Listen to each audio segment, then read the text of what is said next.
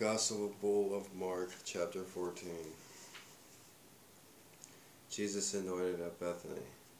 Now the Passover and the Feast of Unleavened Bread were only 2 days away, and the chief priests and the teachers of the law were looking for some sly way to arrest Jesus and kill him. But not during the feast, they said, or the people may riot. While he was in Bethany, reclining at the table in the home of a man known as Simon the leper, a woman came with an alabaster jar of very expensive perfume made of pure nard. She broke the jar and poured the perfume on his head. Some of those present were saying indignantly to one another, "Why this waste of perfume? It could have been sold for more than a year's wages and the money given to the poor." And they rebuked her harshly. "Leave her alone," said Jesus. "Why are you bothering her? She has done a beautiful thing to me. The poor you will always have with you, and you can help them at any time you want, but you will not always have me. She did what she could. She poured perfume on my body before handing me to my burial. I tell you the truth, wherever the gospel is preached throughout the world, what she has done will also be told in memory of her." Then Judas, one of the 12, went to the chief priests to betray Jesus to them. They were delighted to hear this and promised to give him money, so he watched for an opportunity to hand him over. The Lord's Supper. On the first day of the Feast of Unleavened Bread, when it was customary to sacrifice the Passover lamb, Jesus' disciples asked him, "Where do you want us to go and make preparations for you to eat the Passover?"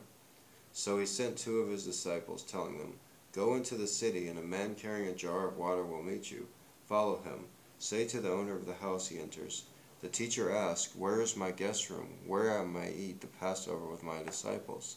He will show you a large upper room, furnished and ready. Make preparations for us there." The disciples left, went into the city, and found things just as Jesus had told them, so they prepared the Passover. When evening came, Jesus arrived with the 12. While they were reclining at the table eating, he said, "I tell you the truth, one of you will betray me, one who is eating with me."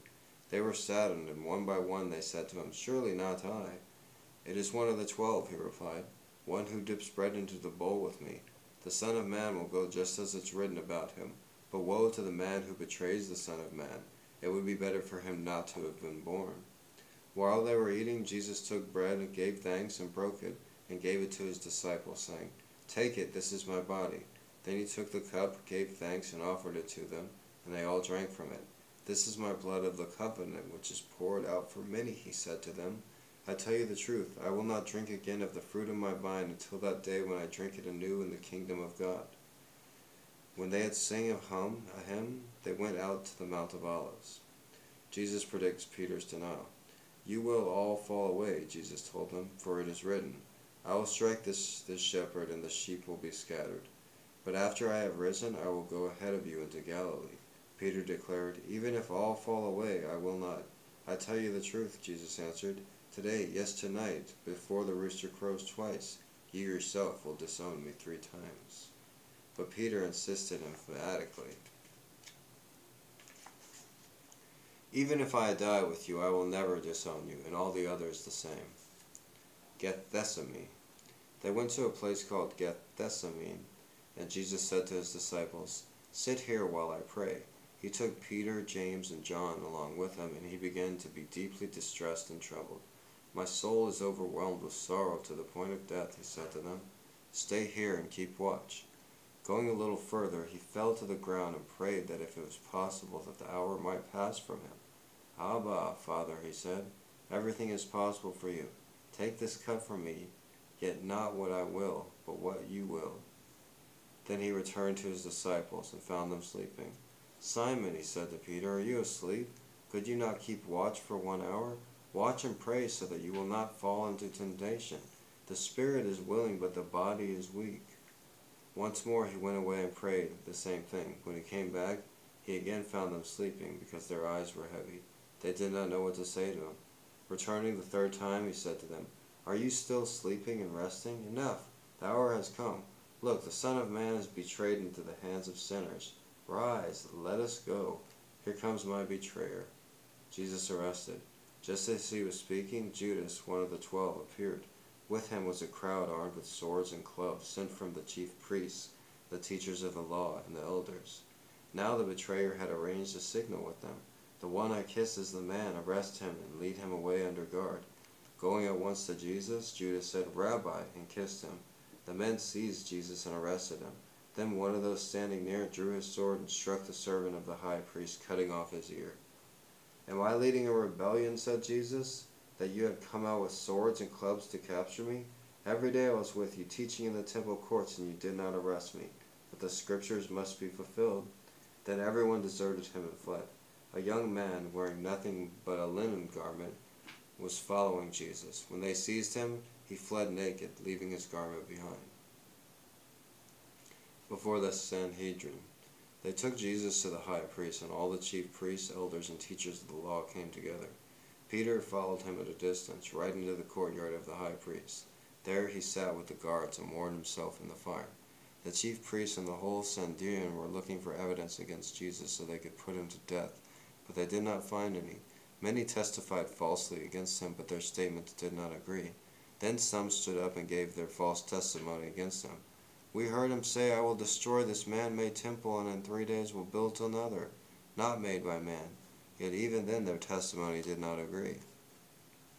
Then the high priest stood up before them and asked Jesus, "Are you not going to answer? What is this testimony that these men are bringing against you?" But Jesus remained silent and gave no answer. Again the high priest asked him, "Are you the Christ, the Son of the Blessed One?" "I am," said Jesus. "And you will see the Son of Man sitting at the right hand of the Mighty One and coming on the clouds of heaven." The high priest tore his clothes. "Why do we need any more witnesses?" he asked. "You have heard the blasphemy. What do you think?" They all condemned him as worthy of death. Then some began to spit at him. They blindfolded him, struck him with their fists, and said, "Prophecy!" And the guards took and beat him. Peter disowns Jesus.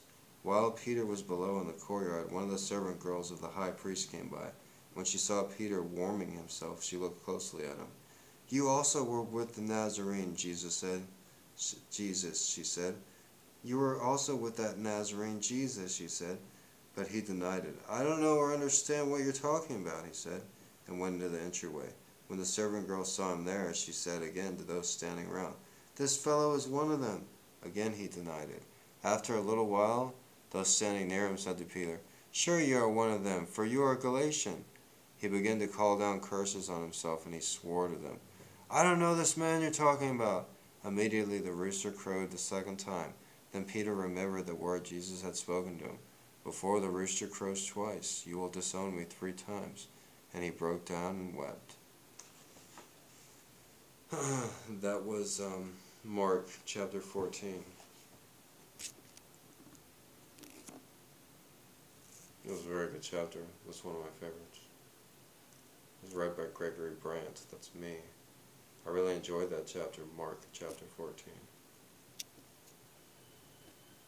It was very well written, very entertaining, very dramatic, on the edge of your seat. And that's what it's about. True story too.